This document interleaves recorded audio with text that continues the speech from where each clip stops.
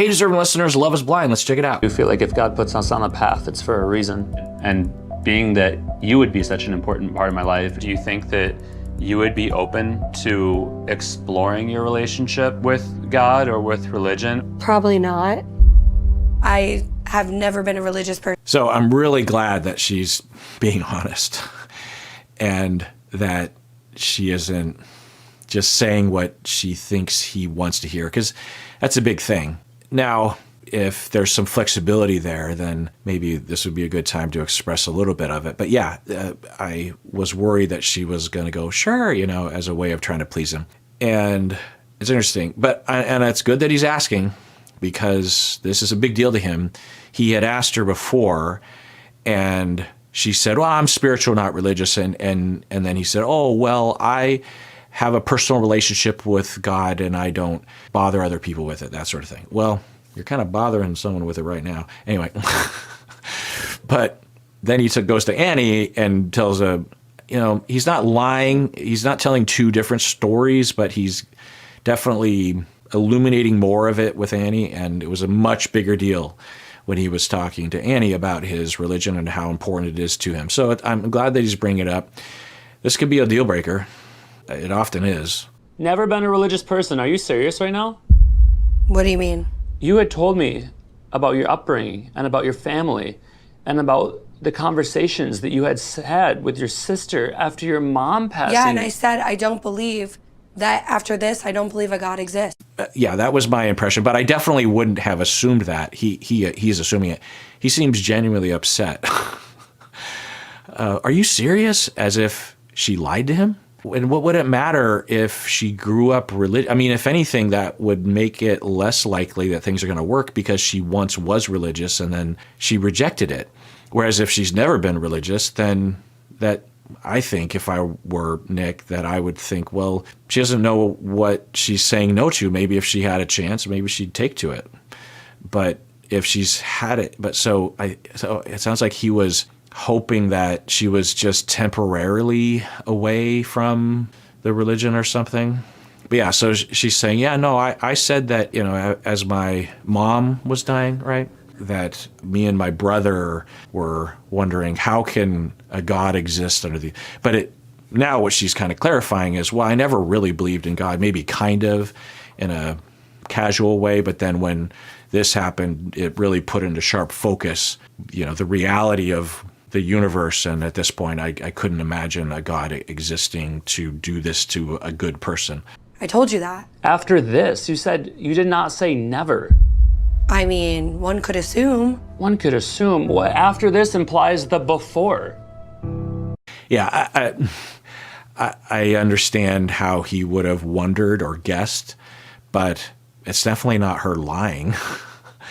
He assumed, which we all know. I once had a football coach that told all of us that, what do you do when you assume? You make an ass out of you and me.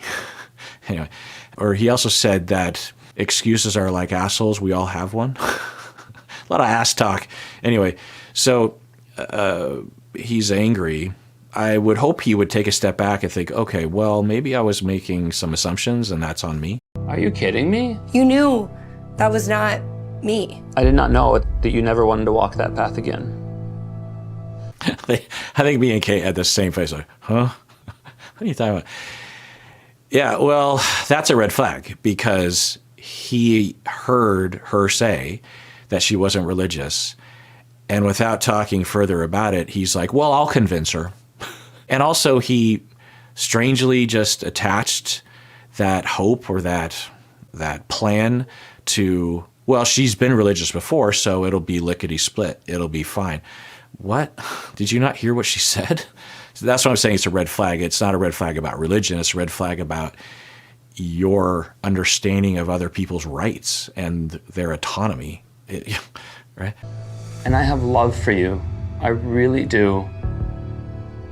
But I just don't know if it's the kind of love that could get us through. And it's so fucked because with my other connection, we haven't even talked about love or anything like that. Wow. Well, Kate, it's good to know now, better than later. There's so many things that are being communicated.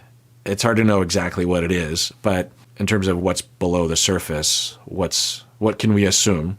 I think one thing that we wouldn't assume, but we could guess, is that religion is a very, very big deal to him, which is not unusual. But there's another possibility that he wasn't really in love with her. And I think that's how Kate will interpret this. It's like, well, if you love me, you would love me regardless. So the fact that so quickly you're just moving on to someone that you're telling me you don't even love, then, good riddance, I suppose. And she's crying, which means that at least there's some investment, which I haven't seen a super ton of evidence around. But as I've been saying, how would we know? And, in terms of the display that we usually will see on the show that indicates that someone's like really in it, right? This is the first time we're seeing, really from both of them, I guess. You might have dodged a bullet there, Kate, because he's revealing that he's really rigid about that, and it's a deal breaker for him, and he can have that deal breaker. I wouldn't recommend that you marry someone because of the religion and you don't love that person, and that you don't pursue a relationship with someone you love just because they're not religious. But, that what I just said is the minority position, so what would I know about decisions in life? But I just can't go through with this. It's kind of unbelievable. Like, what the hell, dude? That's not what you do when you're in love. And if that is, I don't want to be with you. Yes. Yes. She's a very clear-headed person when it comes to this sort of thing in this state. She has very quickly seen through it all. And yeah, those are all the sentiments I would hope that she would have. I wouldn't expect anyone to have that clarity so quickly of what? So you love me, and if this is the case, then I don't want to be with you. Yeah. So it's, you found out before it's too late. Because love to me is never turning your back on that person. I'm really fucking sorry that I hurt you. I'm really fucking sorry. But I got hurt too. And this sucks. This isn't easy. Yeah, okay. So if it's legit and he's real and he's being honest, although he was very talky with Annie. I don't remember him saying the L word, but he was saying things like, I want to spend the rest of my life with you. I mean, maybe not that explicit. Anyway, the fight for you phrase was definitely involved, right? But, okay, so if we take this as it's being presented and we just go with the thought experiment that he's, genuinely invested, as invested as anyone else is on the show, which means, very, very invested, then,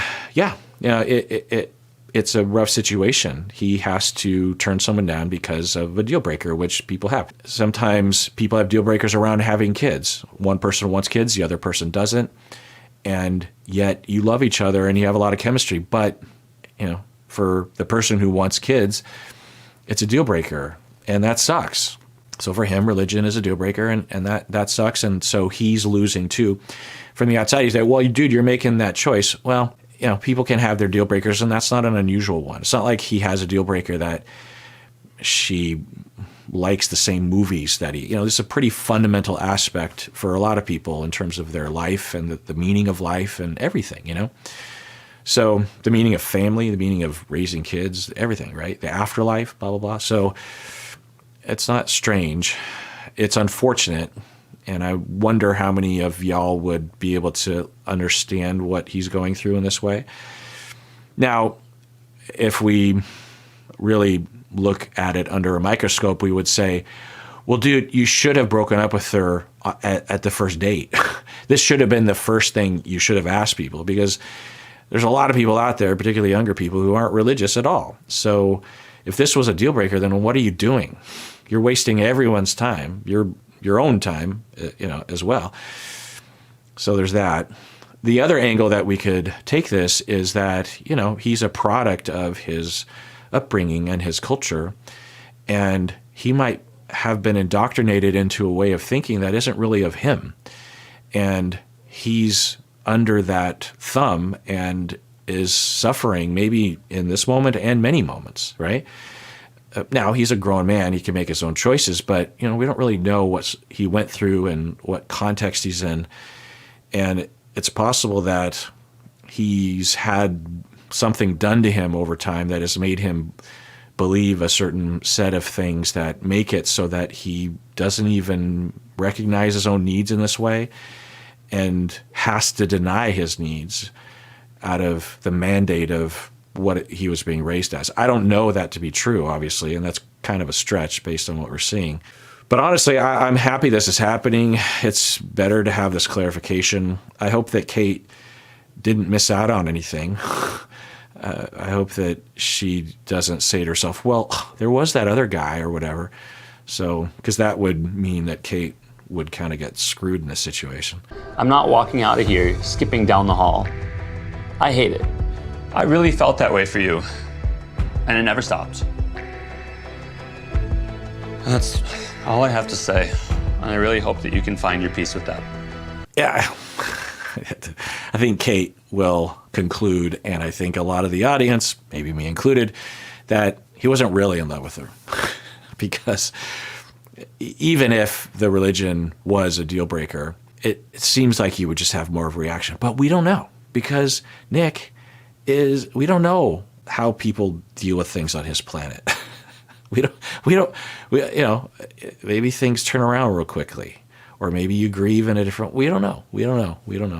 But it does, there's a lot of seeming hints that he either doesn't really know what he's saying or doing due to immaturity or lack of experience or something, or he's spinning or exaggerating, or he's just flat out lying. Like maybe he kind of likes Kate, but he's been playing this game. I mean, to me, that seems like the most likely scenario, but who knows? That he liked Kate, but he wasn't really invested. So I would say, if I was to take a guess, based on what I've seen, in other shows, that 50% of this is just immaturity and lack of experience. And another 50% of it is that he's not really being honest with himself about how things are feeling, either to move on to the next phase of the show, or he just likes the experience of playing house in his mind. Or I don't know. It's quite an accusation that I was saying. But at any rate, so I'm going to take a guess and say that he now goes with Annie, even though he just said that he doesn't think he loves her. Hi. Hey. How are you? Wow, I just really hurt somebody, and it's not easy. They really came at me with daggers, and Oh my God. She really came at me with daggers. Well, maybe it was edited, but it didn't look edited, that sequence that we saw. That's not how I describe it, right? He asked her if she used to be religious. She said no. He basically accused her of lying or of deceiving him somehow, which wasn't true. And then he very abruptly broke up with her. Well, and then he also asked, would you ever consider becoming religious? And she said no. And then he very abruptly broke up with her. So if that's what you call someone coming at you with daggers, I would hate to hear how you would describe if someone actually came at you with metaphorical daggers. Anyway, it's also interesting that he's leading off the date. Maybe he's going to break up with Annie and go home or something, because this wouldn't be the way that you would want to start. But, I guess he's being honest. But I don't know if Annie really cares. I don't know. Well, so according to my notes, Annie still basically has Brendan as her number one. I don't know if that's changed, but it's hard to know what Annie feels given what we've seen in the edit. But I think we at least have reason to believe that she is on the fence. So maybe she doesn't care about what Nick is going through. Anyway. But yeah, so he's saying that she came at him with daggers. All right. So either he's lying, or he's spinning, or this is how he remembers it. This is how it felt to him, or he says things that feel right in the moment, but if he gave it more than a second to think about, he would know that, well, that's not really the way I would put it. I don't know. It's hard to know. But why? And plus, why would you put it this way, even if it was that way? All you have to do is tell Annie, if you have empathy for Annie's situation, to just be like, yeah, I'm just kind of sad because I decided to end it. We've seen that sort of thing before on the show. Yeah, because you're trying to be authentic and you can't really show up because it is a big deal what you just went through. And you want to say, yeah, I'm sorry, I'm just kind of in a down mood because I broke up with someone, or me and someone else broke up or something. And I'm sorry for that being a cloud over our date here, but he's going into detail. She had daggers. Yeah. Yeah. Are you okay? Just said a prayer last night that God would help refresh my spirit so that I could be here and be present with you today. Interesting. So that sounds like the date with Kate was the day before. I did a prayer last night so that today, it kind of says something, right? It's like, well, you've had at least some time to, because if it was 5 minutes earlier, then that'd be one thing. But if it was the previous day, I mean, it's still a big deal.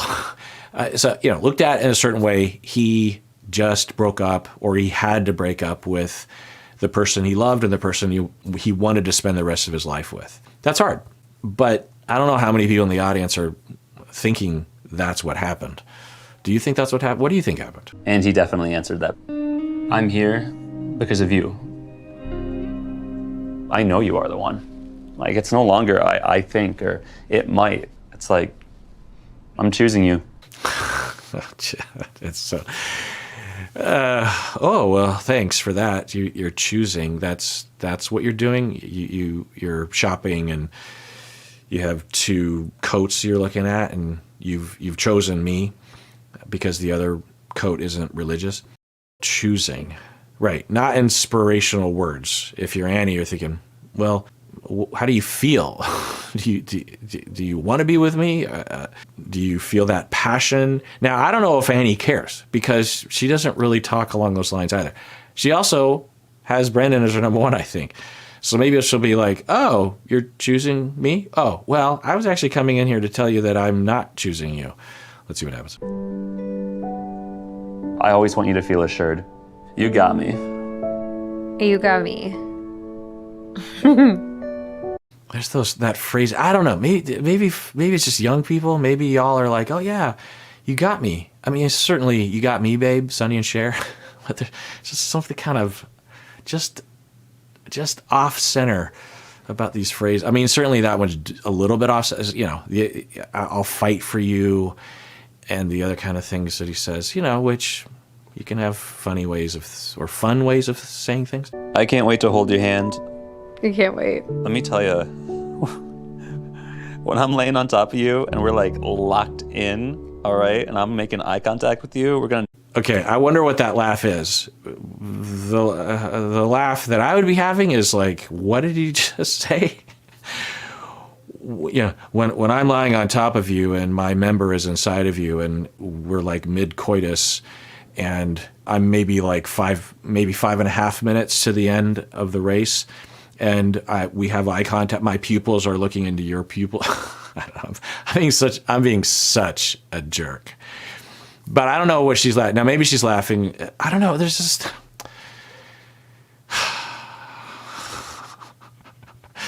It's not wrong of me to question the validity and the authenticity of what he's saying, because the previous day I'm in love with you, Kate, but he was saying this kind of stuff to Annie too. I don't know. I'll be your wish.com Zac Efron. Oh, is that what you're gonna describe yourself as? At least I said wish.com. Like, I'm honest about it. That's so funny. Truly, just my heart's exploding right now. I do love you, Annie. I can say that. I'm throwing that L word out. Yeah, I'm quite sure that the audience will think this guy is lying. There's no way. It doesn't feel authentic. Just the facts on the ground, even if you didn't hear his delivery, the sequence of events, you just wouldn't think it's love. Now, she has not reciprocated anything that he's been saying. He's been showering her with all these things, love bombing perhaps, and she is like, well, good for you, basically. She hasn't reciprocated at all. you. Nick, I love you. Aww. All right. Well, now we have this to wonder about. Does she have a similar definition of love that, some people have, which is fine. So, people can define it how they want to. And in that love, well, she was just saying that Brendan was her North Star. So I don't know. Maybe she changed her mind in this moment, or maybe, I don't know. I'm not super confident. I wouldn't put a lot of money at these people even moving forward from this phase, let alone even making it to the altar. But what do I know? What do I know? My problem is I don't want to go hurt my other connection. It's so hard. Yeah. That's how I felt yesterday. Okay. Well, Nick, I wouldn't admit that because, wait, are you going to lie to Annie and say that you didn't want to hurt her? Well, I guess he could argue in that moment when she said she wouldn't be religious, I didn't want to hurt her. Okay, anyway. But now she's kind of saying, without saying anything, she said, I love you. There's no reciprocation. I don't know. I don't envy what you're going to have to go through. I'm sorry. You kind of bumped him out. I don't even want to know who you're breaking it off with. You don't. Okay, so now she's saying that he bumped him out. He bumped Brendan out. So now we're learning that Brendan, by this point, was number 2, or maybe just became number 2. I don't know. I'm here for you, okay? Okay. Oh, I love you, Annie. I love you, Nick. I just need to give you a hug. I just need to get engaged. No, I'm just kidding. I just can't imagine anyone watching this would be like, yeah, these are legit. And so if they aren't legit, or they look not legit, then I'm wondering, because given, the other couples that we've seen on the show so far, I mean, Allie and Anton, we saw almost nothing of. So they're like Obi-Wan. It's my only hope at this point of a couple that I can get behind as a citizen, not as a therapist. Calibria and Edmund seem legit, totally. I mean, they seem like they're honestly doing it. I don't know how they're going to work out because we just haven't seen them together. Anyway, yeah, so I don't know. So I think usually there's 2 that say yes, yes on average at the end of the season. So Allie and Anton, Calibria and Edmund, so that's 2. All right, well, that does it for that episode of Psychology in Seattle. Everyone out there, I want to remind you to please take inventory and take care of those things on the inventory of your needs and your emotions and your situation. And ask for help from people around you. It takes a village for all of us. And take care of yourself in that way because you deserve it. You really, really do.